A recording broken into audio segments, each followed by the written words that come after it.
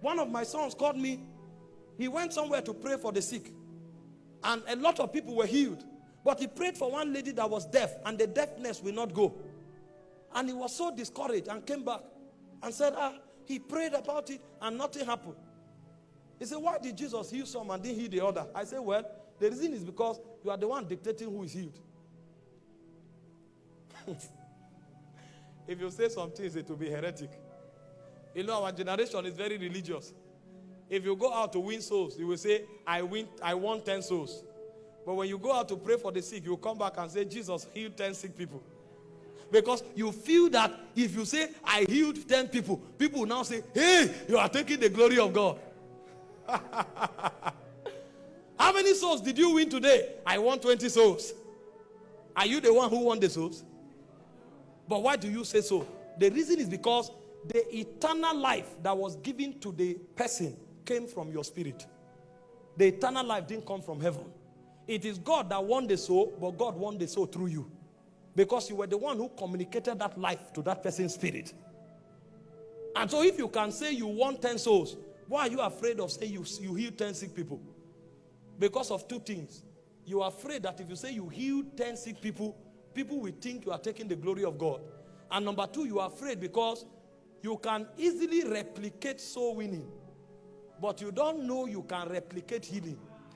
So you are careful to say, I'm not the one, so that tomorrow, if they are not healed, you'll say, well, the ones Jesus wanted to heal, Jesus have healed them.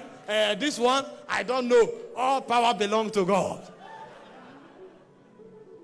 But when it comes to soul winning, you don't think it's supernatural. You think you just convince the people. And so any day, anytime, you can convince them. But when you see the sick, you know if you dare say you did it, tomorrow the word will come and say, okay, since you said you did this one, do this one again. And you are not sure you can replicate it. So in order to put yourself in a safe place, you can say you won souls, but when it has to do with healing, you say Jesus healed the sick. How do you think you glorify God? Do you think you glorify God by saying God is the one that did it? That's not how the Bible says we glorify God in the New Testament. The way you glorify God in the New Testament is that you showcase the excellencies of God. You manifest the dimensions of God. In John chapter 2, when Jesus turned water to wine, the Bible said he glorified, he revealed his glory. So you reveal the glory of God by demonstrating what God does. When people see you, they will know it's the God in you that is working. Everybody know what you are doing. Men don't do it. They know. And so instead of religiously saying what yourself don't believe, you better wake up and begin to manifest God. Peter said something, 1 Peter 2:9. He said, you are a choosing generation, a royal priesthood, God's own special people called forth to showcase the excellencies of God. So when you lay hands on the sick and they recover, you have glorified God. When you prophesy over people and their lives prosper, you have glorified God. It's not when you come back and say, Jesus did it, oh, I'm not the one that did it, oh, that you are glorifying God.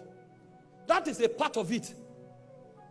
But the bulkier part of it is the fact that you reveal the glory of God, and it shows God's love towards humanity. That God decided to put in his essence in a man for a man to host it. When you look at my son and my son resembles me, my son has glorified me. When you look at my son and my son live according to my standard, my son has glorified me. My son doesn't need to come and say, the reason I'm living well is because of my father. He doesn't need all those religion. When you see him living upright, you'll say, that's the son of his father. What he's doing is what glorifies me. It's not primarily that he came to say, it's my father that did it. All of that is a religious cliche.